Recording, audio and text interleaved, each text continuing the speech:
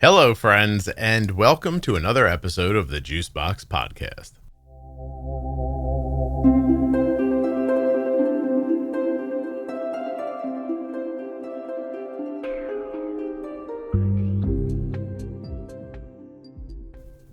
Rebecca is 57, diagnosed at 6.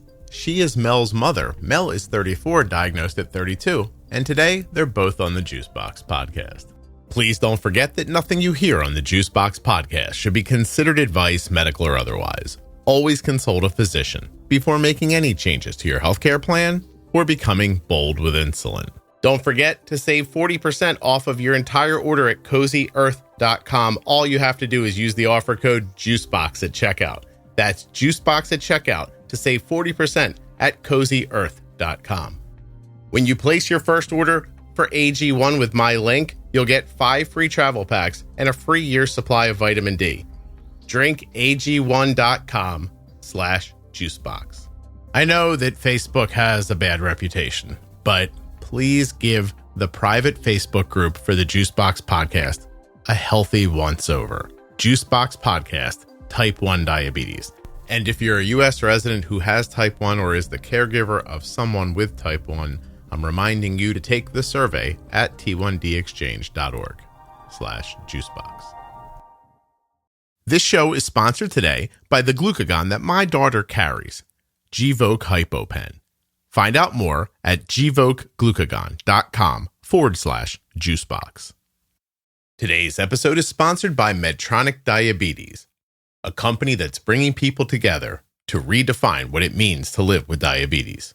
Later in this episode, I'll be speaking with Jalen. He was diagnosed with type 1 diabetes at 14. He's 29 now. He's going to tell you a little bit about his story. To hear more stories with Medtronic Champions, go to medtronicdiabetes.com/juicebox or search the hashtag Medtronic Champion on your favorite social media platform. The episode you're listening to is sponsored by US Med. usmed.com/juicebox or call 888-721-1514. You can get your diabetes testing supplies the same way we do from US Med. Okay. Hello, I am Rebecca.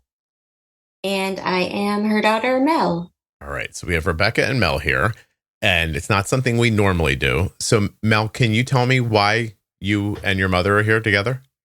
Well, I will take any opportunity given to talk about myself, but I also think that we have kind of a unique story together with the diabetes, but we were both diabetic, and I wasn't diagnosed until my 30s. And I'm also autistic, so that adds another level of struggle with the diabetes. Okay. So, Mel, exactly how old were you when you were diagnosed? It was right before my 32nd birthday. Okay. How old are you now? I am 34. 34. And Rebecca, how old were you when you were diagnosed? I was 6 years old, almost 7. And how old are you now? I am 57. Wow. Okay. I've been diabetic 50 years 50 now. years. We were both diagnosed right before our birthdays. Oh, no kidding. My daughter was diagnosed right after her birthday. A Uh, couple weeks later. And she was 2 when she was diagnosed. oh, So, okay. So let me just find out a little bit about both of you. I'll start with you, Rebecca, because, you know, age before beauty, right? And so let me ask you, 50 years, you were like animal insulin, right? Pork? Yes. Yeah. I was on it was a mixed insulin. So I got 2 shots a day. It was pig insulin, Mm-hmm. and it was a 70-30 mix of regular and NPH. So How long do you reckon you did that before you moved on to regular and just the regular and NPH? Like, when did the pork go away? oh gosh, not until I got pregnant with Mel. Really? Yeah. So how many years did you do that mixture? How old were you when you got pregnant? I was 22. 22. So you were 7, 22. I'm going to do some math here real quick. I don't want anybody to be like it's 5, carry the 1.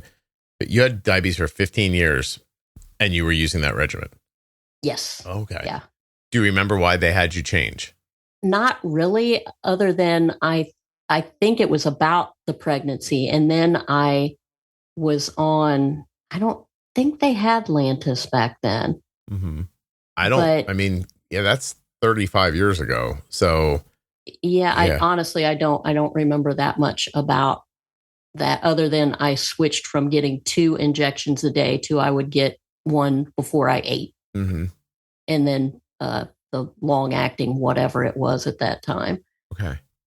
All right. So how do you recall your management being up until your pregnancy? Do you remember what your A1Cs were, or what you were considering an accomplishment back then?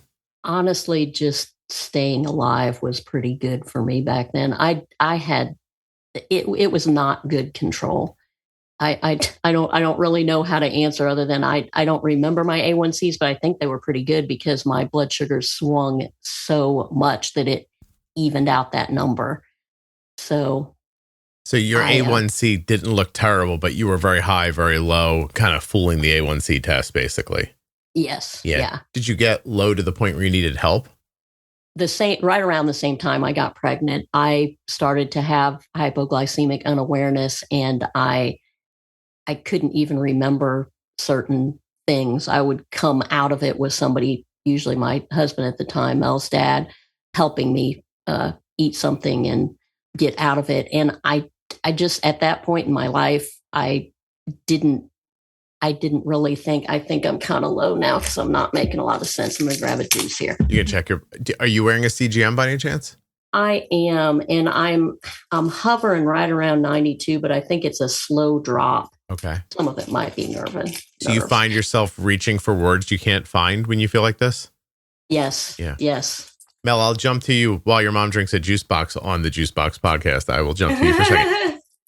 Do you know this story about your mother? Do you guys talk about this stuff? Oh, yeah. Her diabetes was a huge part of my childhood. I think it definitely impacted our relationship a lot because of her blood sugars being so erratic.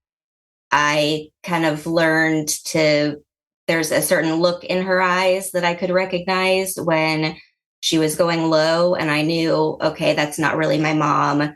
I need to, help her out so that I can get my mom back. And so a lot of my earliest memories are of hypoglycemic episodes with her. And so it definitely had a very big impact on my childhood. Okay. Hey, Rebecca, do you have a meter with you? I'd love to know what your blood sugar is versus what the CGM said. Oh, I do. I'll have to go get it. Would you mind? Yeah, no okay, problem. I'm going to keep talking to Mel until you get back. Okay, sure thing. So, Mel, when you say that it had a big impact on your childhood, was she low a lot? I was so little. I mean, she had it my whole life. And so it's kind of, I'm thinking of my whole entire childhood and kind of condensing it down. Yeah. And so I'm not sure if it was really extremely frequent, but I remember it happening quite frequently. Stuck in your head. Yeah. Then was your father, are your mom and dad together now? No, they're not. Okay. They divorced when I was 10. Okay. So there was some time with him there, and then there was time without him. Yeah. Did it get harder when he was gone? Absolutely. Yeah. There was an incident where my mom and I, thank God, we were sleeping in the same bed together, and she had a seizure from a low, and she woke me up seizing. And so I was able to call 911 and get her help. But that was a really terrifying thing to experience. I bet. I think her blood sugar was 12 or something. Oh my gosh. So you just called 911 and sat with her until they arrived? Yeah, we were staying with my grandparents at the time because it was very recently after my parents got divorced. And so my grandparents were there to help out, but they honestly didn't know the day to day. And so when the paramedics came in to help, they were asking questions and my grandparents were answering them incorrectly. and nobody was listening to me because I was 10. Mm-hmm. So that was frustrating. Rebecca, you can hear me again? Yes. 25 And I'm at 114, so I'm fine. You weren't low. You think you're just nervous?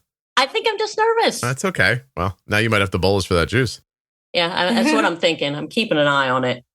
Not accusatory, of course, Rebecca, but 25 years into diabetes, you were still like seizing in your sleep. I don't know how you guys order your diabetes supplies like CGMs, pumps, and testing equipment, but at our house, we use US Med. And I'm going to walk you through the entire process right now. I'm looking at the email from US Med. It says, it's time to refill your prescription. Dear Arden, please click the button below to place your next order. Then you click the button. That was it. 2 days later, I got this email. Thank you for your order from US Med. We wanted to let you know that your order, and it gives you an order number, was shipped via UPS ground. You can track your package at any time using the link below. And then there was a link, and then it showed up at our house. Now I'm going to walk you through the entire chain of events. On the 29th, which was a Saturday, I clicked on the email. On that Monday, the 1st, I got an email that said the order had been sent. 4 days later, on the 5th, the package arrived. If you can do it easier than that, you go get it. But if you can't, usmed.com/juicebox or call 888-721-1514. Get started today with US Med. Get your diabetes supplies the same way we do. This episode is sponsored by Medtronic Diabetes. MedtronicDiabetes.com/juicebox. And now we're going to hear from Medtronic champion Jalen. I was going straight into high school, so it was a summer heading into high school. Was that particularly difficult? Unimaginable. I missed my entire summer. So I was going to a brand new school. I was around a bunch of new people that I had not been going to school with. So it was hard trying to balance that while also explaining to people what type 1 diabetes was. My hometown did not have an endocrinologist. So I was traveling over an hour to the nearest endocrinologist for children. So, outside of that, I didn't have any type of support in my hometown. Did you try to explain to people, or did you find it easier just to stay private? I just held back. I didn't really like talking about it. It felt like it was just a repeating record where I was saying things and people weren't understanding it. And I also was still in the process of learning it. So I just kept it to myself, didn't really talk about it. Did you eventually find people in real life that you could confide in?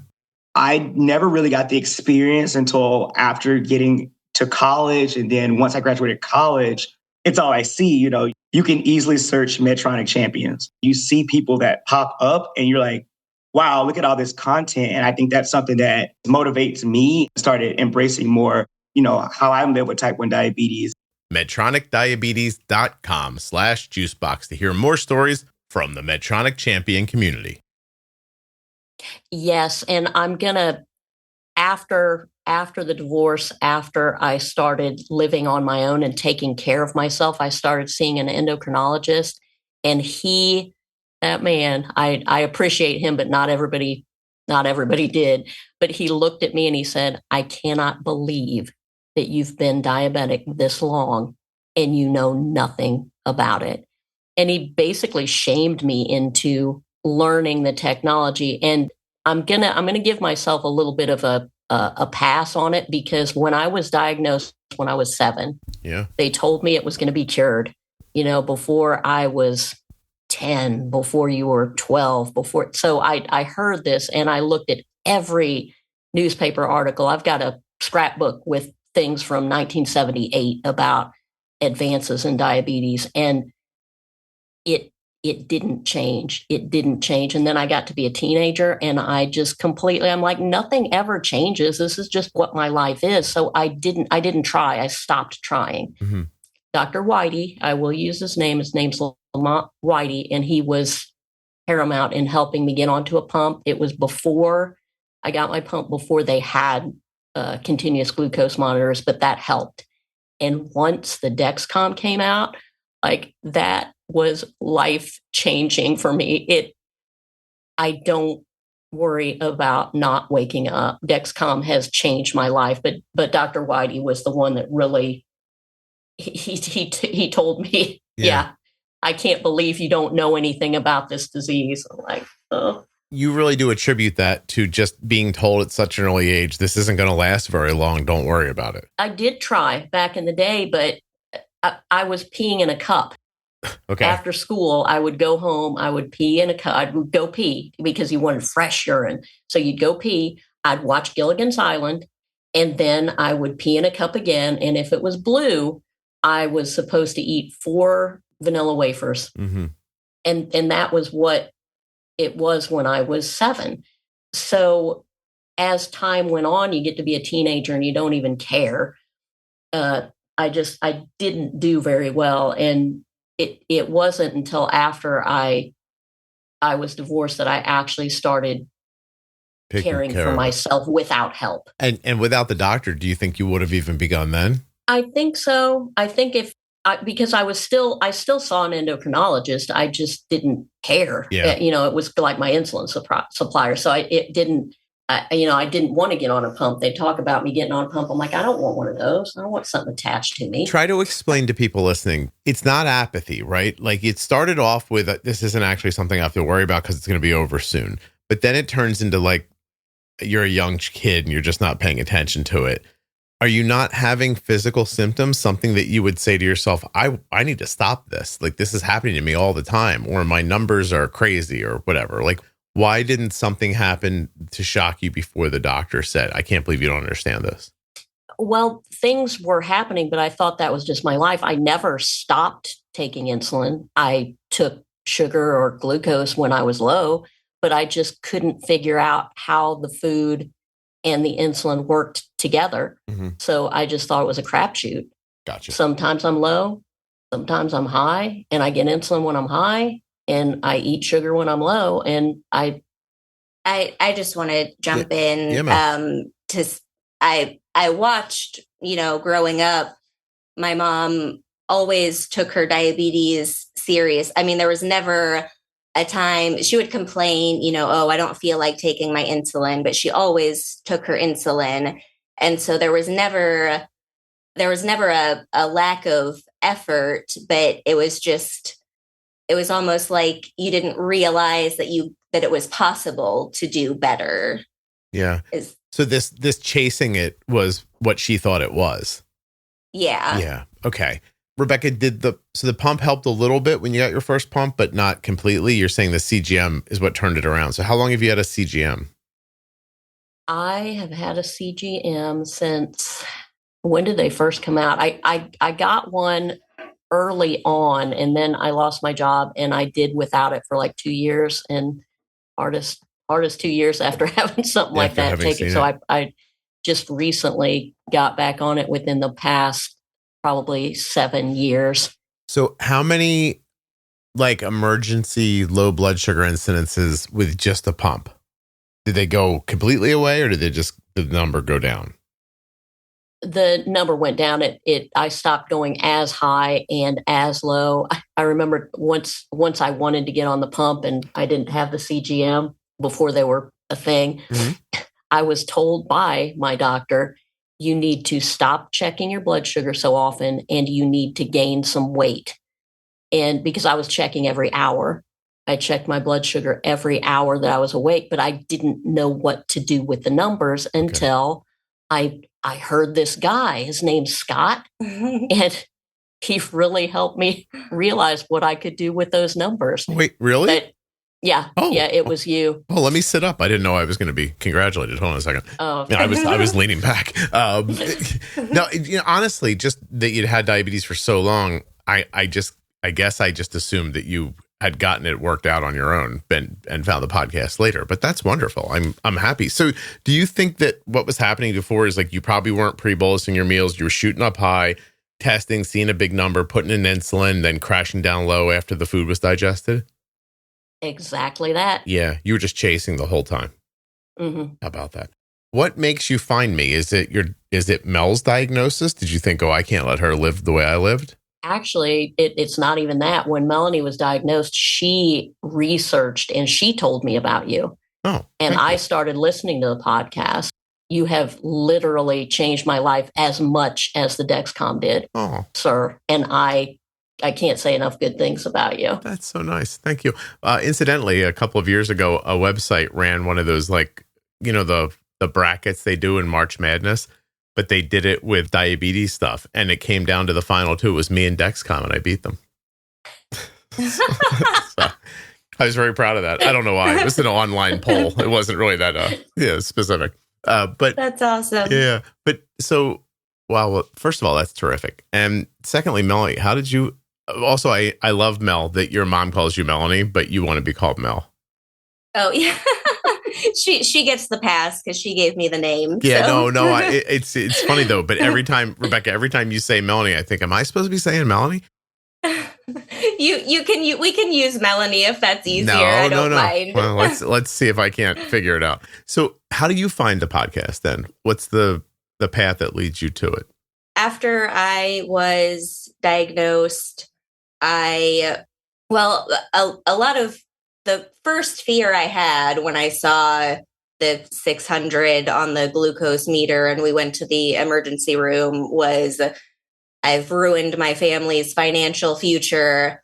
And then once I kind of got over that, I'm like, I didn't want to have a seizure in front of my daughter. I wanted to be able to avoid a lot of those things. And so I'm like, I'm going to do everything I can. And so I found the podcast on a Facebook group. Okay. And so that's how I got into it. And I started sharing some of the information I found with my mom that I thought she might find helpful.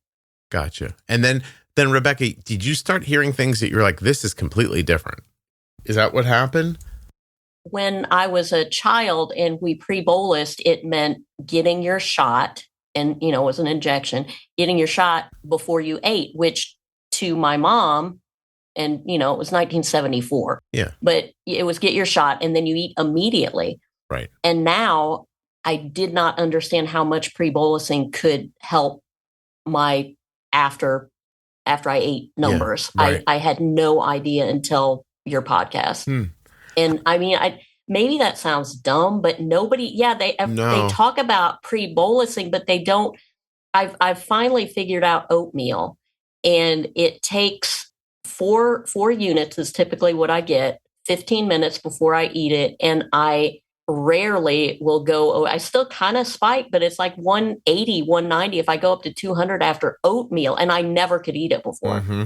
I'd have double numbers going straight up. It's 400 because I felt like oatmeal. But understanding pre-bolus, and one other thing I want to really, again, give you credit for. Like I feel like it's the Yay Scott show here, but just for a couple more minutes. Go ahead. It's fine. It's fine. Part of the reason I never felt like I could be good at being diabetic was I felt like anytime I had to make an adjustment, if I didn't do the carbs right and I went high later and I took insulin, I felt like I had failed. If I had to get a bolus because I was high in the morning, I felt like that was a fail. And so now before I put my feet on the floor, I will get between a half a unit and 1 unit of insulin, depending on what I'm planning on doing in the morning and what my blood sugar is when I wake up. And I'm fine the rest of the morning. And I felt like that was a cheat. Like I wasn't good at it because I had to do that. I'm like, it's no worse than getting insulin at all. Really? Isn't that something? If you take insulin or sulfonylureas, you are at risk for your blood sugar going too low. You need a safety net when it matters most. Be ready with Gvoke HypoPen. My daughter carries Gvoke HypoPen everywhere she goes because it's a ready-to-use rescue pen for treating very low blood sugar in people with diabetes ages 2 and above that I trust. Low blood sugar emergencies can happen unexpectedly, and they demand quick action. Luckily, Gvoke HypoPen can be administered in 2 simple steps, even by yourself in certain situations. Show those around you where you store Gvoke HypoPen and how to use it. They need to know how to use Gvoke HypoPen before an emergency situation happens. Learn more about why Gvoke HypoPen is in Arden's Diabetes Toolkit at gvokeglucagon.com/juicebox. Gvoke shouldn't be used if you have a tumor in the gland on the top of your kidneys called a pheochromocytoma, or if you have a tumor in your pancreas called an insulinoma. Visit gvokeglucagon.com/risk for safety information. Yeah, so you just had these years and years of preconceived notions that were close to right, but not exactly right. And then you just didn't see the big picture enough to make adjustments to the timing of the insulin. Yes. And that's something. Exactly. It feels so simple now in retrospect, doesn't it? Yes. Yeah. It does. What could somebody have said to you all those years ago that would have changed things for you? Honestly, I don't think anybody could have said anything at that time, because without the Dexcom and the continuous glucose monitor, I still don't think I could have done a very good job. I have to agree. Seeing it happen it's transformative. It really does teach you on a different level. I'm incredibly grateful to have been diagnosed when I was within about a week of getting my official diagnosis. I had the Dexcom, and then I was able to get on a pump very shortly after. And so I think about that all the time, just how grateful I am that I've never had to deal with, well, for about 2 weeks, I had to deal with, just the finger sticks. Yeah. I have to ask, Melanie, I need a little more context here. So you have a child? One? Yes. One. Yeah. And are you married? Yes. You are. Okay. I'm just going to dig into this because I don't know I can't find another route to it. But how do you get an autism diagnosis as an adult? What leads to that? I had dealt with various it was described as anxiety. And when I was really, really young, I had a lot of issues with anxiety. I was told all of the doctors I went to, I would describe what was going on with me. I also have narcolepsy, which I've always had. And every time I went to a doctor, they would say, oh, it's anxiety and depression. When I got older, I got a therapist and started really talking about anxiety and how that works. And as we were talking about that, my therapist said, that doesn't sound like anxiety. That's not. And so after doing some more research, I found out that there are a lot of comorbidities with narcolepsy and autism and Ehlers-Danlos syndrome, which I also have. Okay. So I already had kind of an alphabet soup of issues before the diabetes. I was accommodated really well by my family when I was little, and so I didn't struggle as much until I got older and didn't have those accommodations anymore. Day to day, what did it look like for you before you had a diagnosis? Where were the places you struggled? I hadn't been able to go to, I can't go grocery shopping. I've never really been able to, because all of the visual stimuli is too much for me. And so even if I have a list, it's like my brain just kind of blue screens and I don't know what's going on. And I almost black out, and I would come home from the supermarket with like 2 cans of beans and absolutely nothing that I had actually gone to the store for. Okay. Fell asleep at work a lot because of the narcolepsy. I have ARFID, which is it's a sensory-based eating disorder that's often associated with autism. And so I really, really struggle with eating. Used to get called into the counselor's office at school a lot because they thought that I had some sort of like image issue, like I was trying to be thin, but I struggled terribly with eating. Yeah. I think you might have named the episode 2 cans of beans, by the way. Oh. Because in my mind, in a panic, you ran out of the store and you just grabbed 2 cans in front of you. You're like, I get these and I'll go. Yeah. That's exactly it. That's what I figured you were just standing in front of the beans when you decided to get the hell out of there. Yeah. How long were you married before you had the diagnosis? We have been married for, it'll be 12 years this year. So I guess we'd been together about 10 years when I got the diabetes diagnosis, and 8 years for the, 3 years into the marriage is when I got the narcolepsy diagnosis. Mm-hmm. The autism was about 10 years in. Got you. I'll tell you what, I didn't get any sleep last night, so there's a reasonable chance I'm going to nod off at some point today and not mean to. But well, I'll understand. Yeah, you will be, if it happens now, you'll be like, that's fine. It happens to people. Melanie, I'm just going to ask you a very direct question. Okay. Mm-hmm. You grew up all that time. Like, sure, you had issues. That's fine. You thought you were anxiety, etc. But once you're living with someone, that your husband never looks at you and goes, hey, like, are you autistic? Or like, do you know what I mean? Like, it doesn't even come up in a joking way sometimes, or like, are you always like, do you know what I mean? Like, how does that, I'm just fascinated that slips by for so long, I guess, is what I'm asking about. It's a little bit embarrassing because he is also autistic. And he brought up to me a few years into our marriage, hey, I think I might be autistic because I've been looking into it. And I was not receptive to it. I thought that you're so much like me, and there's no way I'm autistic. So you can't be autistic because we're so much alike. That's super interesting. Yeah. And Rebecca, before she goes on, yes, I know autism was not a big diagnosis when she was little, right? But she was growing up. Did you have other kids? No, just her. Just Mel. Okay. And I honestly, because I only had the one kid, and my blood sugar was so out of control. There were a lot of mood swings and stuff. I was just kind of doing the best I could. And I come from a big family, and nobody thought Mel was any weirder than any of the other kids. So it just, we're a strange family. Well, and so there didn't seem to be, I wasn't that much weirder than anyone else. Well, Mel, like, are you just related to a bunch of people with autism or that are on the spectrum somewhere? Or is it just didn't, it's such an odd thing not to recognize.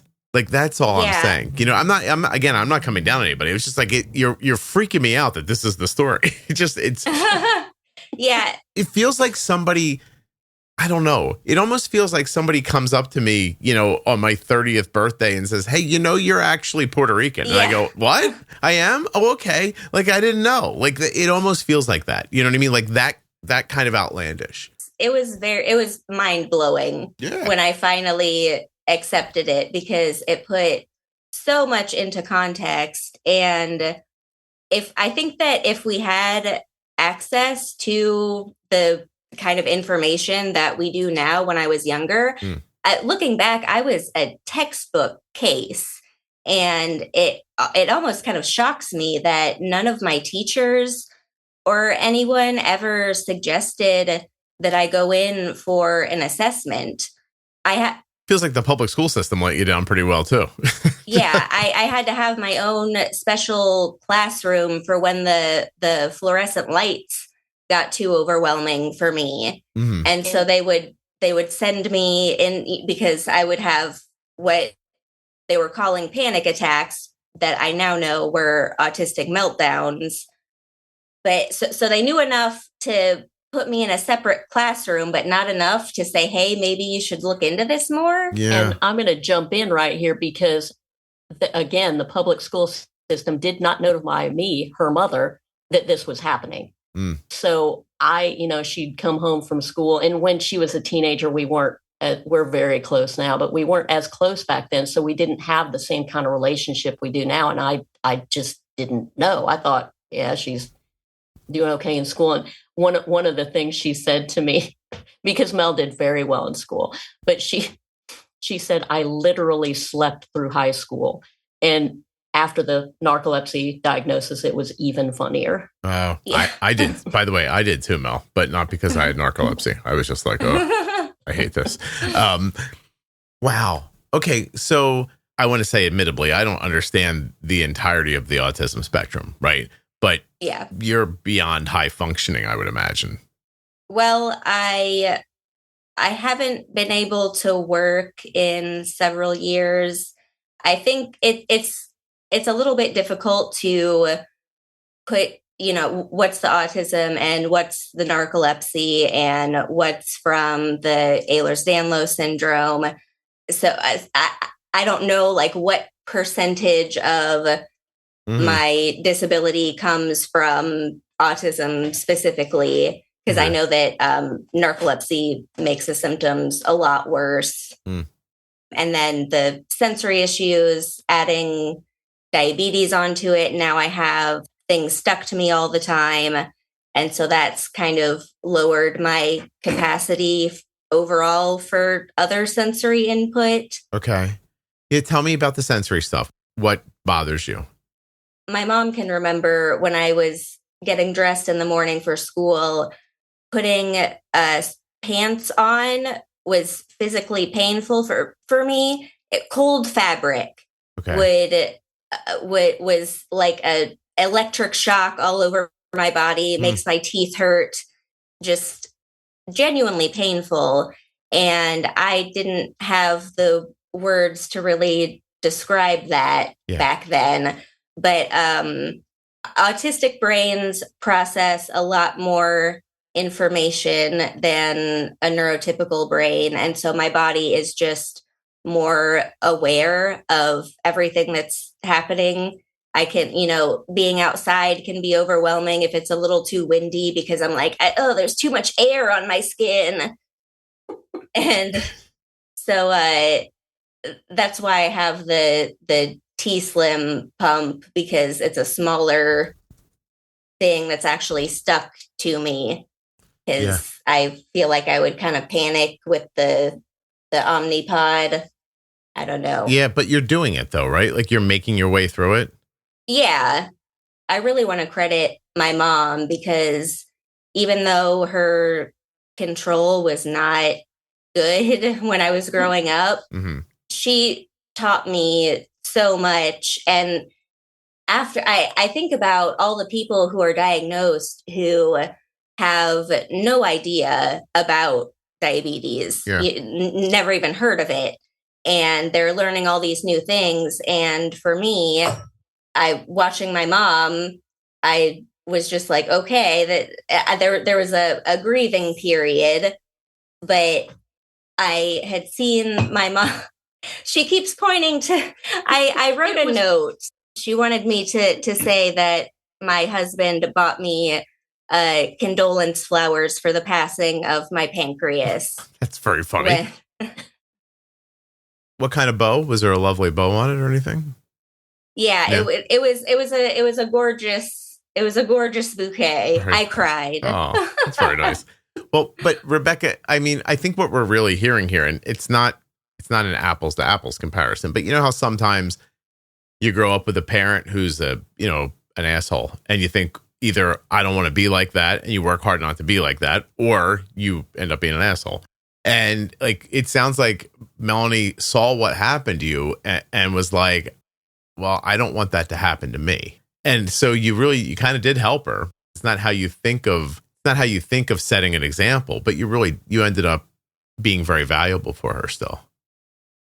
Yeah, it was her attitude a lot too, more so than I don't want it to be like that. Control was she never like it was just a normal thing. She would complain sometimes, of course you don't feel like taking your insulin all the time, and she'd be like, oh, I don't feel like it. But there was never any like self-pity, or it was just treated like such a normal part of daily life. And you took her attitude up then.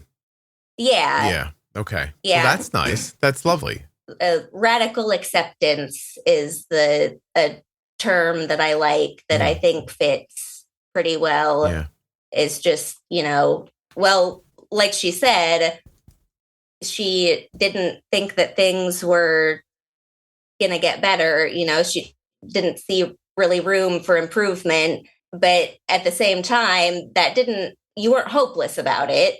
That didn't make her like, oh, my life is over. My life is going to be terrible forever. It was like, well, this sucks, but I can deal with it. And so that's just kind of been my attitude. And I'm so grateful for that because especially with my other health issues, I could see myself absolutely spiraling with a new diagnosis like this. But well, I was saying to my mom earlier that it was less of an adjustment for me because there was never a time in my life that I ate food without thinking about diabetes. Long before I was diagnosed, every time I ate anything, I would think, I'm so thankful that I don't have to worry about how this is going to affect my blood sugar. Mm-hmm. And so now I'm still thinking I'm not about thinking, it, but I still have to think about it. It's not in the positive, grateful way anymore, but at least I don't forget to bolus. Yeah. Rebecca, why do you think you held on to that attitude when things weren't going well for so long? I believe I am pretty much just an optimist and always have been. My mother used to tell me that you're like your grandma. You can get knocked down, but you always get back up. And I don't know if that's just the way I'm built or because it was never a conscious thing, but I have always felt incredibly lucky. Not lucky like I could go win the lottery if I play it right, but just lucky in that my kidneys work. I'm not blind. I haven't had any amputations and I'm still diabetic. I've been here for 50 years. I had a baby. Yeah. And I've always just felt really lucky. And so when, I talk about how crappy my control was, but it didn't seem to. Now I don't think about being diabetic as much as I used to. And I used to think about it and I was trying to do something with it. And I really couldn't. I did not know how. And I took classes. I talked to people. I went to doctors. I just couldn't really do it. It wasn't, I feel like I kind of had the spin of I was just didn't care. Yeah. I did care, but I just couldn't. There's nothing left to do for you. It didn't feel like. Yeah. Yeah, it's like I was trying to dance, but I didn't know the steps. But I still got out there and made a fool of myself every time I was dancing. But I was still trying to dance. And now with this technology and it's you can hear the music now. Yeah, right. You can hear the music. You're on the beat. Yeah, exactly. My hemoglobin A1C, I went a couple months ago, I guess, and it was 5.8. Look at you. And it's not because of highs and, lows. Oh, Rebecca, good for you. Can I ask a question? It's going to sound self-serving. I promise it's not. What did I do? This is really me asking, okay? Look, I'll just preface it by saying I just sit down here and I record. I don't prep. I don't have notes. Somebody comes in, I talk to them. When Jenny and I made all that stuff that I'm assuming you listen to, Pro Tip Series or Bold Beginnings or whatever you listen to, Defining Diabetes, all that stuff, the variables. I had a list of things I wanted to talk about, but I mean, just a bullet point header, and then we just talk. And so I'm not lying to you when I say I'm doing this on purpose. It's not planned the way you might think. It's just what falls out of my head. So my question is, and this is more for other people who are trying to help others, but a little bit for me so I can figure it out. And again, this is going to sound strange, but what did I do that helped you? Like, what did I say or do? Or was it how I said it? Or was it the repetition of it? Like, I don't understand why you tried all those other things and then you listened to me and then it all worked out for you. I have to answer it the same way I answered what made me have the attitude I did. I think it's just you. I think you were handed this problem when your child was diagnosed, and you jumped into it and you did what you did. And I'm not a real religious type person, but I think the way your brain works and the way you're able to communicate with people this way, and you're wanting to help them, all of those things led to me having an A1C of 5.8. And part of it maybe was the repetition. Part of it was you've got a good voice for a podcast. You'll joke with people and you're just easy to talk to. I've heard you talk to other people. That's why I wanted Mel to come on and talk to you, right, because I felt like maybe she could share some of her story. right. But, and maybe that, the self-serving thing or whatever, but you're one of my most influential, maybe the most influential person in my journey with this disease. What about me? Wait, Melanie, Melanie, what are you doing? Don't step on my moment. What the hell? Jesus Christ. Well, Mel, can I be a guru? You introduced me. I would like to be a guru if I could. I think that's what I would like to ascend to guruism. Well, listen, I appreciate your explanation. And I want to tell you, like, as a human being, it's lovely and it meant the world to me. As a person who is trying to understand why this is like working for me, it was very unsatisfying. Well, I actually have, for me, I think the biggest thing that listening to you helped me with was just realizing how many different, well, first of all, learning how well we can control. Mm-hmm. I didn't know like how good it was possible to get. So just knowing that, and that you're not like dogmatic about this is how you have to. Yeah, not at all. Do.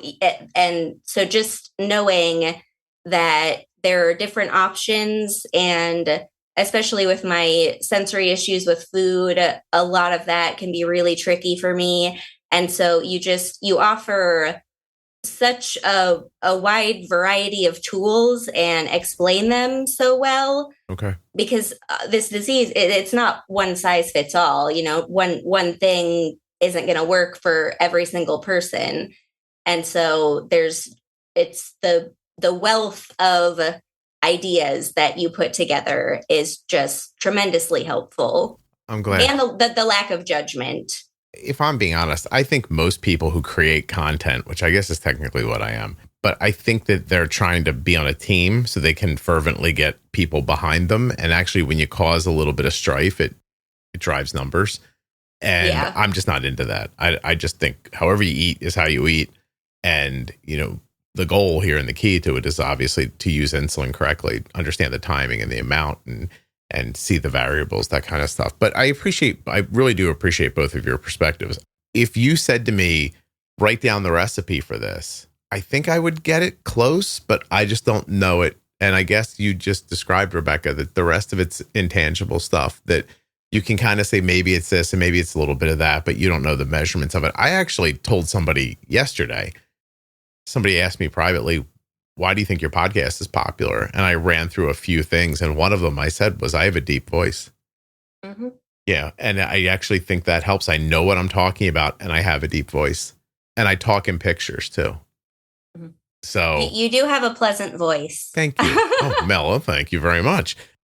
It's just true. Like if I was screechy or shrill or, it just wouldn't be the same. It sounds commanding. You have a deep voice. You sound like you know what you're talking about. Just sort of what it is, Yeah. And I think people are tuned in to listen to this as well. Again, like people's voices being deeper. Anyway, okay. Well, this is wonderful.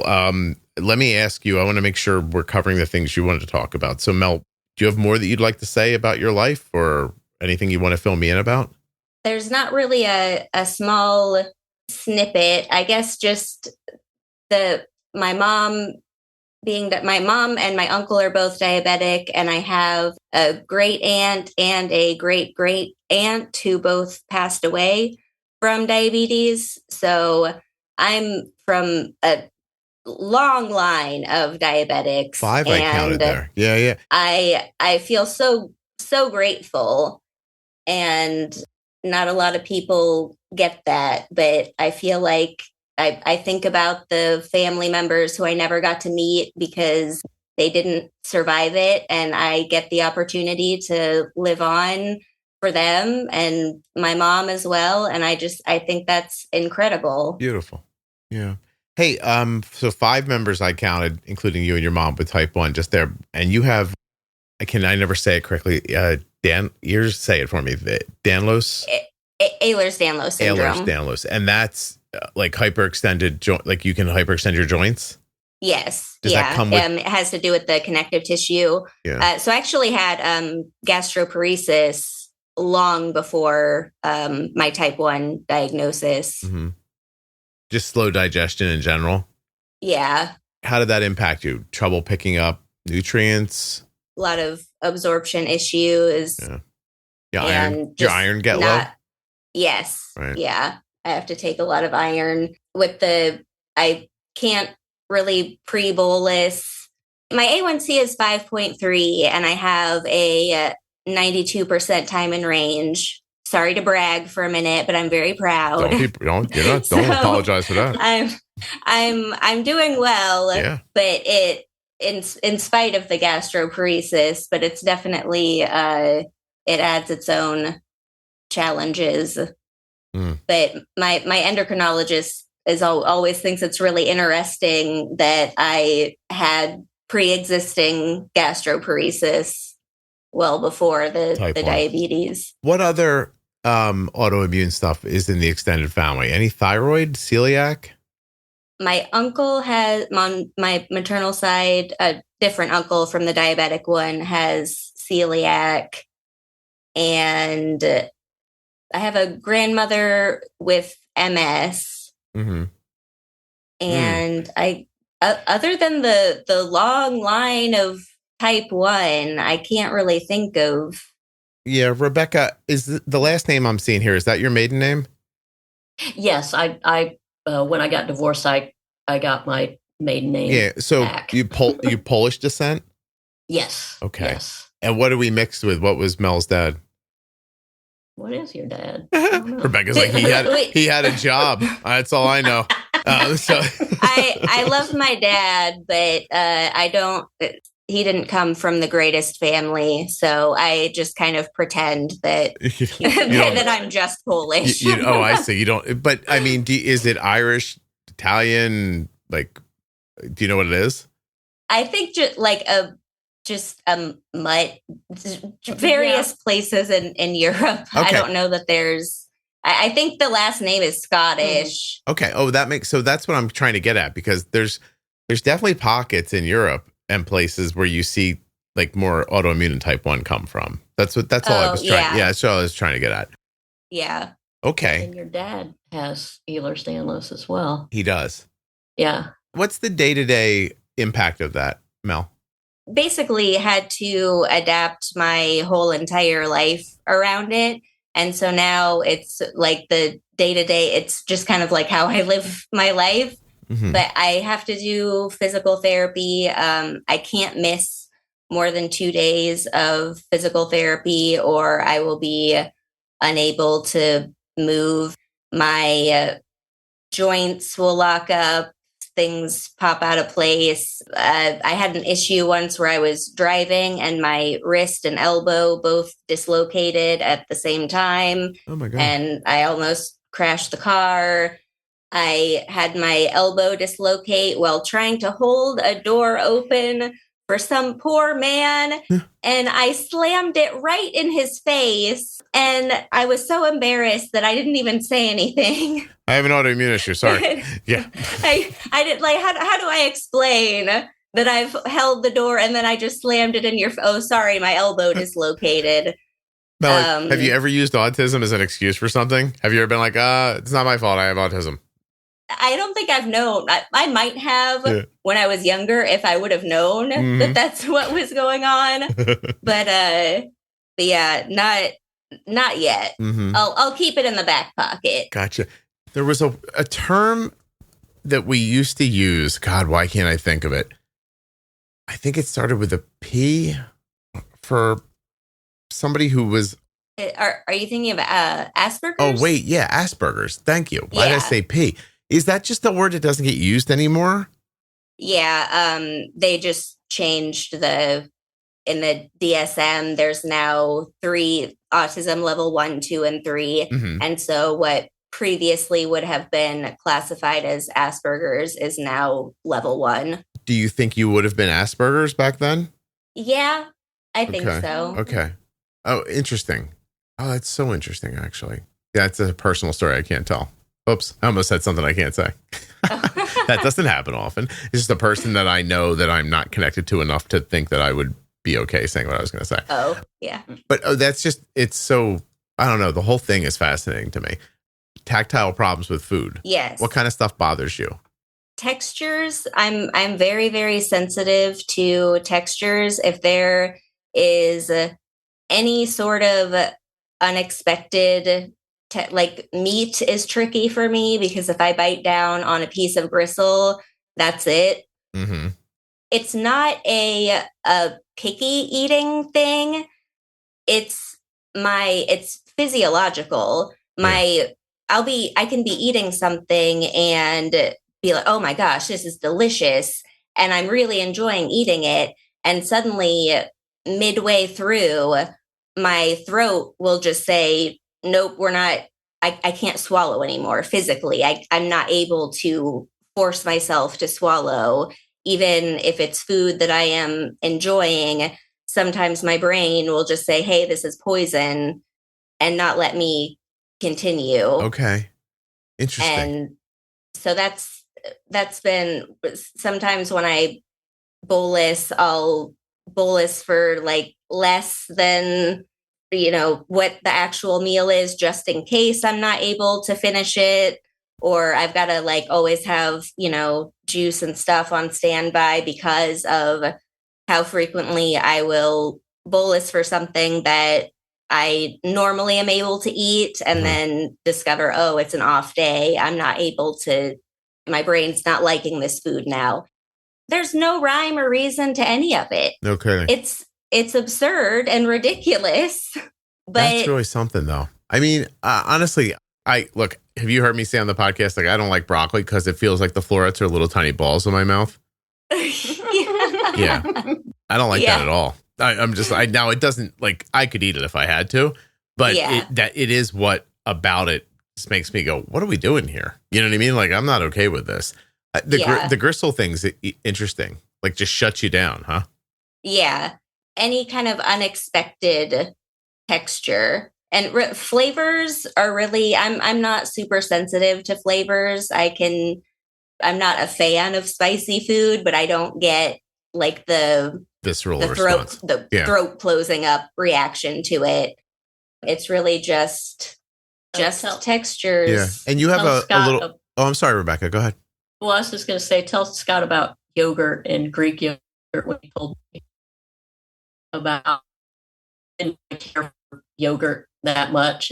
And then she tried Greek yogurt and she said, what was it? A food has to commit to a flavor. Oh, like, is it supposed to taste like that? I wanted to like yogurt so badly because I'm like, that's such an easy, simple, quick thing. And I never liked it because it's a little bit sour. And someone suggested I try Greek yogurt. And I'm like, but that's more sour. So wouldn't I? But then I realized that I just have a preference for like a really strong flavor. Okay. Because if it feels like the flavor, if a flavor is subtle enough, then my brain tells me that it could be an accident and the food has been contaminated or gone off somehow. Wow. So if it's going to have a flavor, it needs to be a strong flavor. I gotcha. Mel, you have a little boy or a little girl? A little girl. How old? 6. Does she have any autism signs? Because we can't leave it to you and your husband. You guys couldn't figure it out when you were together, so I'm not sure. Yeah. She hasn't had any issues in school or anything so far. We're staying in communication with her teachers about it. Mm-hmm. I do see a lot of traits that I have in her, but I don't want to project too much. But yeah, I figure that's something that we're going to have to kind of stay on top of. But so far she's doing well. So you're trying to balance the line between paying attention, but not putting it in everybody's head so that they start seeing it if it's not there. Yeah. I don't want to see little normal things. Because she doesn't like autism, carrots and all of a sudden she has autism or something like that. Yeah. I try really hard not to jump to conclusions too fast. I see. If I just met you in like day-to-day stuff, would I know? If you and I bumped into each other at, I don't know, Target, and you were like, you're the guy from the podcast. And I'd be like, I am the guy from the podcast. And you were like, hey, I'm Mel. And I'm like, I know you. And then we chatted back and forth. Like, would I know that you're on the spectrum, or you don't think I would be able to sniff it out? I don't. I'm told that I'm a little strange. I've always been a little odd, but I don't know that I read specifically as autistic. I might seem like a little quirky, but who told you were strange? What I think the Becca, list what of the hell who are you laughing at? Oh, okay, all right. Literally everyone. Yes, Rebecca's like, yes, all. Yeah. D, everyone. Oh, I see. Okay. Well, can you tell me, Rebecca? Tell me something she does that you think that people think is strange. I was just thinking of one of these. I once asked her. She was listening to the radio, or we were together, and it was David Bowie. Mm-hmm. And I'm like, "Oh, you like David Bowie?" And she reacted in such an angry. She's like, "Of course I like David Bowie." And when she is confused by a question, it comes across as anger to other people. But she's not angry. I'm aware of that because it's my daughter and we can joke about it, but it's one of the things that is kind of off-putting for other people. If she's confused, it seems like she's angry. And I didn't know why that I really was. It made me even more confused when people would react like I was trying to pick a fight with them, because I was genuinely just trying. I didn't find out until my late 20s that I was coming across as really rude. Wow. And I'm like, oh no. It's upsetting, right? Why didn't anyone tell me that I was seeming like that? Rebecca, if you would have told me that story and it would have been like, I said, hey, you like David Bowie? And she said, of course I like David Bowie. And you would have responded, I'm afraid of Americans. I think I would have peed myself and fell on the ground just now. That's all. Rebecca, do you have any of this autism spectrum thing, or did Mel's father? We've been apart so long now. We got married very, very young. So we've been apart so much that I don't really remember. But the more I know about autism, the more I kind of think maybe. Gotcha. Because Mel and I are very, I don't know what the word I want to use. We're not exactly like just alike, but we understand each other on a level that I don't think she's able to get that with other people, because I know that if she looks, she's angry about what I offered her as food, she's not angry with me. And we have kind of it took us a while to get here. I wasn't the best mom when she was little, and when I split up, her dad and I split up, but we've come to really appreciate each other. So I don't know if it's because I'm autistic somehow too, or just that I understand my daughter, and so I'm more accepting of things. Yeah. What do you think, Mel? I think that it's a spectrum, and I think she might be like on the, like, maybe not quite like a subclinical or something, but definitely more toward, she's always just understood me in a way that, because I wasn't able to explain what was going on, and my mom was sort of the only person who would try to understand me. She, instead of just getting frustrated with me, she was always showed curiosity in, if there was something she didn't understand about my behavior, she would try to understand it, which was not my experience. I was disliked by a lot of teachers because of how my curiosity came across. And I was assumed to be sarcastic when I wasn't, things like that. And so she's always kind of gotten me there. And the last name. So I'll just say that all of her siblings, all my aunts and uncles, they're all on the spectrum. Most of my cousins, not all of them know it, and not all of them might want me to say it, but I'm fairly convinced. I see. Okay. All right. Well, it's a family thing. Got it. Well, it just all, when that big family, everybody knew if Mel would go somewhere and take a nap in my parents' house. Where's Mel? Oh, she's taking a nap. Well, we didn't know she was narcoleptic as a child, but if that was normal, if my brother went next door because he just couldn't take the noise anymore, he'd come back after a while. Nobody made a fuss about the things that were adaptive. Everyone's adaptive. Yeah. And it seems like, at least in your situation, Rebecca, like a very don't give up attitude too. That is what you described about your time with diabetes being rough. And then how come you didn't just throw in the towel at any point? You told that story about your mom said to you, I think your great grandmother, right? You just get knocked down, stand back up again. But that's a little bit of wiring. That's a little bit of personality. It's a little bit of, being able to regulate your emotions, the whole thing there. So maybe your family is just a tough bunch of people who are slightly on the autism spectrum. You know what I mean? Kind of just fight their way through it. Very, very supportive. I lost my father just, it's been about a year now. I'm sorry. And thank you. Yeah. And I know that I heard that your mother had passed too. I was very sorry to hear that. But in losing my parents, they were such a supportive couple. My dad was pretty weird. I'm convinced my dad was autistic. And at the end of his life, I was his primary caregiver. But my parents together, they were just such a dynamic couple. My mom was half deaf and my dad was blind. And between the two of them, they made a full person. Yeah. They used to make that joke about themselves. But I grew up in a house with disability, and then I was diabetic at a young age. And so I think there was, dad obviously didn't drive. He was blind, and mom would do all the driving. And so it was adapting to whatever was, you don't throw something to dad, you go and put it in his hand. You don't yell at mom, you look her directly in the face and talk to her that way. Right.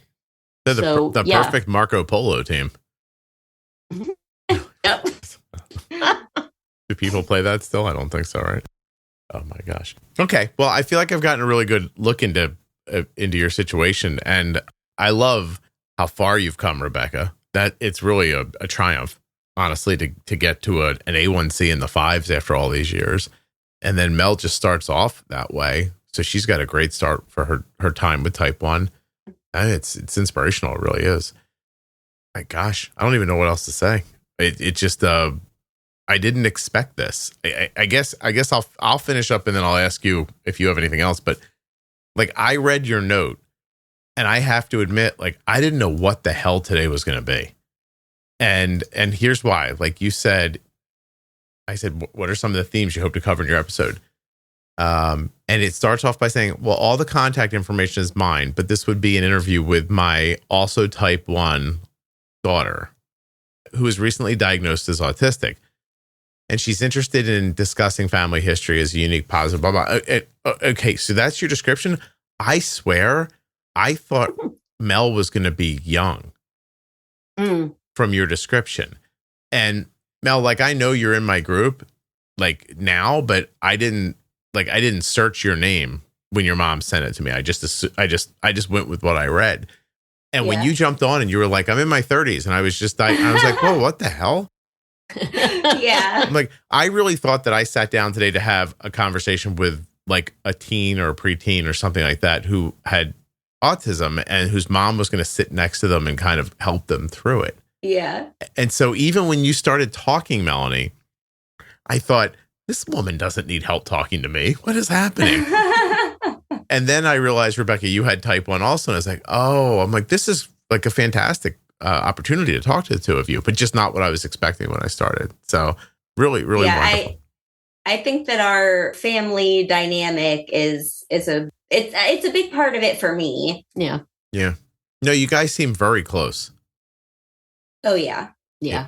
We really are. Especially, we were already close before my diagnosis. Sure. But since then, I was misdiagnosed because of my age. I was misdiagnosed as type 2. Right. And the doctors were really not taking it seriously. And so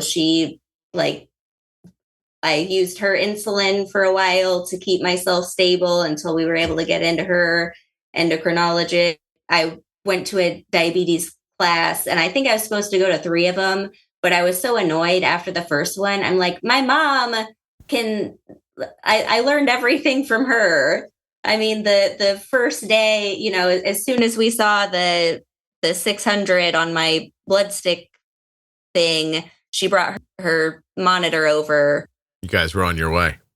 Yeah. From that moment on, really, most of my education has been through my mom and through Juicebox. How about that? That's really something. Well, you guys are delightful. I really enjoyed this. I want to make sure we're not missing anything, though. Did I not ask anything I should have, or is there anything left that you didn't get to talk about? No, the only thing is her diagnosis story was the only thing that and she already went over some of that, but she was thirstier than she'd ever been. And I said, okay, I'm bringing my meter over. I did that. And she didn't want to get stuck. So remember, I had you pee on the little keto sticks. I said, if this turns purple, then I'm sticking your finger. So of course it was purple, but we went to the emergency room. They gave her insulin and an IV drip, and then they sent her home with metformin. And I knew that wasn't adequate. It took such a fight, and I was crying, and I was ready to put a box knife in my purse and bring it with me to these appointments because nobody would listen. And I finally was able to get with my endocrinologist, who's also type 1. Yes, I love him so much. He's just the best. But I emailed him. I said, my daughter went to the emergency room with this, and she would like you to be her doctor, but they said she needs a referral. They gave her metformin. If you think this is okay, I trust you. And my narcoleptic daughter, they worked her into an appointment at 8:00 in the morning. And I had to go, sneak in the back door and make sure she was awake. And I got her to that appointment. But he's just like, I don't agree with that. And he's type 1 as well. Wow. And just a gem. He is awesome. But yeah, as an adult being diagnosed with, I guess it was LADA, really, not really type 1. Right. Just getting her diagnosis, when I talked to the diabetes educator about her needing to have some insulin, and she said, we're pretty sure she's type 2. Is she a big girl?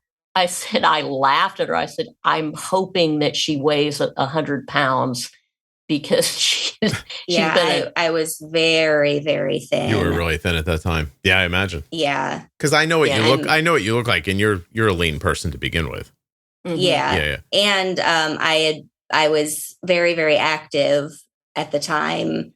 Tapered off a little after the diagnosis because I struggled a little bit to figure out how to keep from going low. And so now I've kind of gotten back into that. But yeah, at the time I was very fit, very active. The only reason to assume type 2 rather than type 1 was my age. Yeah. That's a common mistake they make, honestly. Yeah. It is. So, and frustrating. Yeah. At least your mom was there and it didn't have to go on for long, Yeah. I'm so thankful for her because I already have medical trauma just because of, being in and out of hospitals with all of my different issues and not knowing what was going on. And I don't know how my mom did all the stuff. She was calling people for me because I was I was completely shut down. Okay. I couldn't handle it. So Can I ask, Mel, this is like, how valuable is your husband in personal moments like this? Like, do you guys have... Incredibly. He is. Okay, because that's what I'm wondering. Because if you're having trouble, if you're shutting down, does he shut down too, or do you guys have different reactions? Well, he was working from home when my mom came over to check my blood sugar. And he was actually in the middle of a meeting and we were in the same room. And I start hysterically crying once I saw how high my blood sugar was, because I knew what that meant. And he's just trying to finish this work call and like looking at me like, because obviously he wanted to get off the call and talk to me. Mm-hmm. But he doesn't always immediately know the best thing to do, but he is really big on research, any kind of, with the narcolepsy and the EDS too. As soon as I got those diagnoses, he would do a lot of time, researching. And I used to do all of the cooking for our family. And since my diagnosis, I've started cooking again now a little bit, but he took over all of that. I did not cook at all for about a year and a half because I was dealing with the, adjusting, and he would memorize the carb counts and tell me. And yeah, he's absolutely fantastic. Good. Oh, I'm glad. That's great. Are you able to help him when he needs it? I try to. He is someone who doesn't ask for help. And so I kind of, like, if he's sick or something, I have to be like, get in bed, right? Like, I'll go make you soup. Why are you, like, dragging yourself into the kitchen? Like, I can do it. So I kind of have to force my help on him a little bit. Yeah. Well, listen, that just sounds like you're married to a boy, but okay. All right. I got it. I understand. Ladies, I really appreciate this very much. I can't tell you how much, actually. You were very kind and lovely throughout. And I think it's a terrific story. I appreciate you sharing it with us. Thank you. Yeah, my pleasure. You. Hold on one second, okay? Okay. A huge thank you to one of today's sponsors, Gvoke Glucagon. Find out more about Gvoke HypoPen at gvokeglucagon.com/juicebox. You spell that GVOKEGLUCAGON.com/juicebox. US Med is sponsoring this episode of the Juicebox Podcast, and we've been getting our diabetes supplies from US Med for years.